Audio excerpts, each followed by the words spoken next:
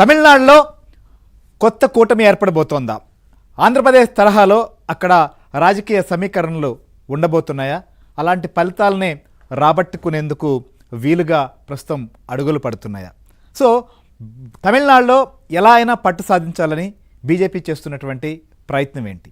కొత్త రాజకీయాలతో కంగొత్త రాజకీయానికి తెరలేపి అధికారంలోకి రావాలి అని విజయ్ చేస్తున్నటువంటి ప్రయత్నం ఏంటి? ఈసారి ఎలాగైనా అధికారంలోకి రావాలని అన్నా డిఎంకే చేస్తున్నటువంటి ప్రయత్నాలు ఎలా ఉన్నాయి?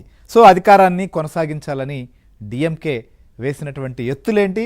వారు పన్నినటువంటి రాజకీయ పన్నాగంలో ప్రత్యర్థులు ఎలాంటి అడుగులు వేయాల్సినటువంటి పరిస్థితి ప్రస్తుతం తమిళనాడులో ఏర్పడింది అనేదే దక్షిణాది రాష్ట్రాల్లో చాలా ఆసక్తికరంగా మారుతోంది. అలానే కాదు, దేశ రాజకీయాల్లో కూడా. ఎందుకంటే ద్రవిడ రాజకీయాల యొక్క పరిస్థితి ఎలా ఉంది అన్నప్పుడు తమిళనాడు సంబంధించినటువంటి ఫలితాలపైనే అందరికీ కూడా ఆసక్తి ఉంటుంది. సో ప్రస్తుతం తమిళనాడులో ముఖ్యంగా కొత్తగా టీవీకి పార్టీని ఏర్పాటు చేసినటువంటి సినీ నటుడు హీరో విజయ్ సంబంధించినటువంటి అడుగులు ఎలా పడుతున్నాయనేదే ప్రతి ఒక్కరి యొక్క ఆసక్తి. సో భారతీయ జనతా పార్టీ ఆయనతో పొత్తు పెట్టుకోవాలనేటువంటి ప్రయత్నం చేస్తోంది అనేది ప్రస్తుతం విస్తృతంగా సాగుతున్నటువంటి చర్చ.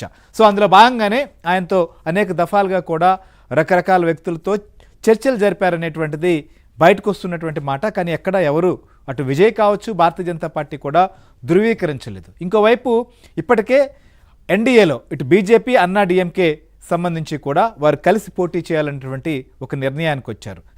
ఈ నేపథ్యంలో అన్నా డిఎంకే కూడా విజయ్తో పొత్తు విషయం పైన ఎక్కడా కూడా మాట్లాడడం లేదు. సో ఇది ఉండే అవకాశం లేదనేటువంటిదే వారు తమ క్యాడర్గా చెప్తూ వస్తున్నటువంటి మాట. ఇంకోవైపు డిఎంకే ఎలాగైనా సరే మళ్ళీ ప్రస్తుతం ఉన్నటువంటి రాజకీయ సమీకరణలో మనకే అవకాశం దక్కుతుందని చెప్పి వారు దక్కించుకోవాలని కూడా ఒక అడుగు వెనక్కేసి కాంగ్రెస్ పార్టీకి సీట్ల సంఖ్య కూడా పెంచారు. డిఎంకేతో కలుసుకొని మొత్తం కూడా వీరు 3 పార్టీలు ఇప్పటికే ఒక కూటమిగా ఏర్పడి ముందుకు పోతున్నటువంటి తరుణంలో